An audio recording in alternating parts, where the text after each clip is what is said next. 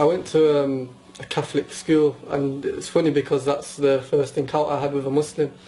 It was a brother named Galib, and me and him became very good friends at a young age.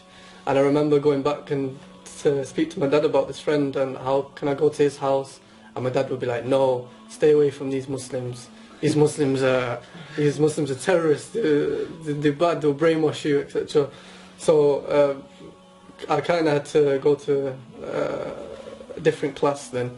So I kind of stayed away from Muslims because as a young child, you kind of trust your dad because it's your parents. You're growing up with them. So I kind of trusted him, and I grew up with this mentality of hating Muslims because of what my dad's actually instilled in my mind. Like I went to high school with this attitude of basically Asian. That's what I thought. Like I thought Islam was just a religion for Pakistanis. So I would go to any Pakistani I'd see. I'd be very harsh towards them, and I'll call them names, and I'll say you believed in like a four-armed God. I was kind of confused at the time. In high school, I always claimed an identity of being a Catholic, but I never actually believed in it because from a very young age, I remember from maybe year 7, year 8, year 9, I used to read a lot of books, and I found stuff that I don't really like, the history of Christianity and other stuff, and it wasn't for me. A couple of years later, I think it was around about, I was in year 10, this new boy came in my class, and I remember this boy being very pale, white-skinned, and he looked very European. And anyway, I became friends with this new student because I just wanted to see who he was, where he's from, etc. And then the topic came up about religion, and he told me he was Muslim, and I was like, what? You're Muslim? I was so shocked, like I couldn't believe it. Like all my life I've believed that Islam was just a religion for Pakistanis, Asians, Indians, and he told me that he was Muslim. And then he told me he was Amizigh, which is it's a Libyan Berber basically. But then we started talking about different articles of our faith. So I was telling him that, oh, we believe that Jesus is the Son of God. I never believed this. I never believed Jesus was the Son of God, but I always clinged onto it because of a cultural thing, and I'd always defend it. So this friend of mine, he said, we believe in Jesus too. I was like, really? You believe in Jesus? What? That's crazy.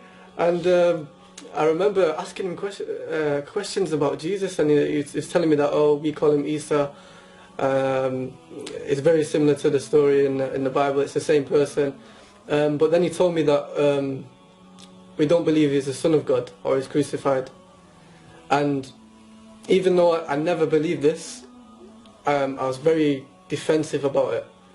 And I don't know until this day why I was very defensive about it. I got really angry towards this boy, and I used to be very harsh towards him. I regret it so much. I don't want to mention it anyway, but anyway, I felt really bad for this boy because every time I was harsh towards him, he would never go to the teacher, he would never be rude to me, he would never shout back, he would never do anything back to me. So I thought, okay, I'm gonna actually look into his religion, not because I was interested in it, but because I was more feeling sorry for him. So I asked for a couple of books on like the Day of Judgment, books on the life of the Prophet, sallallahu alaihi wasallam, may peace and blessings be upon him. And the thing is, I used to go to my mum's on the weekend at this time, and this is the time when I actually started reading this. I would leave it to the weekend because I was busy with other stuff and I was messing around, you know, kids when they're young. I would go to my mum's and then I'd read it, and then she would actually ask me questions about this, and she'd say, what's that you're reading? And I'll say, oh, this is some Muslim thing, or they believe that Jesus is not the Son of God, it's some silly stuff, I'm just looking at it. And my mum actually took a liking to it. She was actually very open-minded, and she was like, could you tell me a bit more about this religion? and then she would start asking me questions. So the questions I didn't know, I had to go back to my friend in high school and ask him. So then it would kind of increase my knowledge on the fact. But every time I was reading and answering questions and gaining more knowledge, I still had a closed heart towards it. I was never accepting of it. Where to go now? So was your mum interested in that? Yeah. Let me see where I can go from here.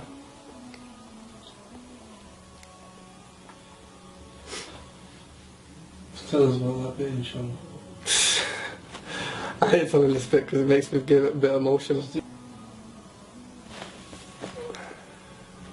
How can I put this? Can I have a drink or something first? My throat's going dry.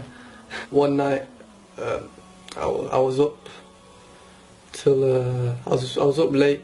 I can't remember why I was up, but I remember feeling something strange.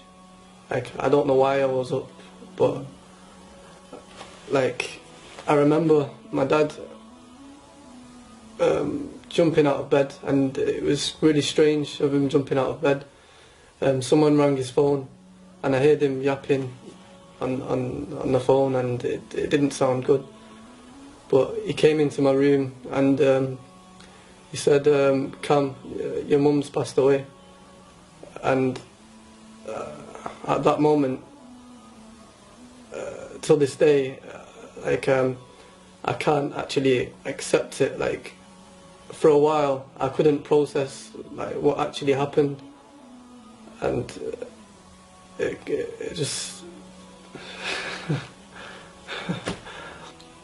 Wow.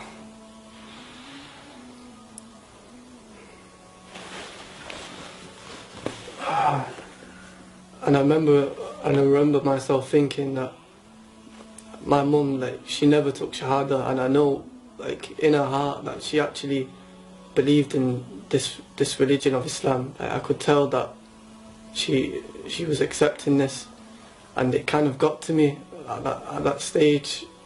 And I remember myself thinking that I trust my mum so much, and now she's gone, that I have to look into this back with an open heart. I can't be just biased and just reading it. So I went back to my friend. We're friends now. I'm his living. I went back to my friend, and I started asking for some books. But this time, when I was opening these books, everything I read, I accepted.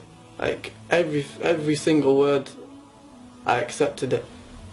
And it's strange because it took a calamity to actually change my way of thinking. But in ways, I thank Allah for this calamity He blessed me with, because I don't think without the death of my mother, I would have actually accepted Islam.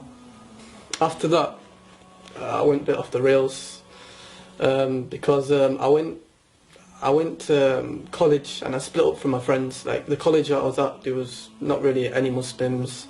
It's mostly English, African based. All the Africans would be Christian, and I got into the wrong crowd basically, and I was doing all kinds of terrible things. But in my heart, I still had this belief in Allah. Allah is one. God is one. So my friends kept actually asking me when am I going to actually take my Shahada, and I kept putting it off. Like, I don't know what it was. It was something, I don't know if it was Shaitan, it was Satan, or I don't know what it was, but I kept putting it off, and I don't know why. But I kept reading, even though I was at a state, until I kind of remembered my mum again, and I remembered how she took a liking to Islam, and she could have actually become Muslim. So I told my friend that I'll become Muslim this Friday. I promise I'll become Muslim this Friday. So Friday came, and the nerves started kicking in. I was actually shaking in the classroom. I just remember switching my phone off because I didn't actually want my friends to call me to see where I was, because I knew they'd be calling me saying, meet us at this place, such and such a time. So I turned it on for a second. They said, we're coming to meet you at your college. So I kind of left college an hour early to get away from them. And I remember getting on the bus, and there's about 5 of them sat on the back of the bus. And I was just like, I'm not getting away from this. And it was like Allah was saying to me that day that you're not getting away from me this time. You're taking your shahada today, and that's it, final. So that day, I actually took my shahada on Jummah after the khutbah in a masjid in front of quite a lot of people, and I never looked back. Alhamdulillah, it's the best thing I've ever done. So if you're thinking about thinking, my fellow Americans, what you thinking about? Barack Obama, my fellow Americans. No, I can't do it, man. So if you're thinking about becoming Muslim, then don't hesitate, just do it.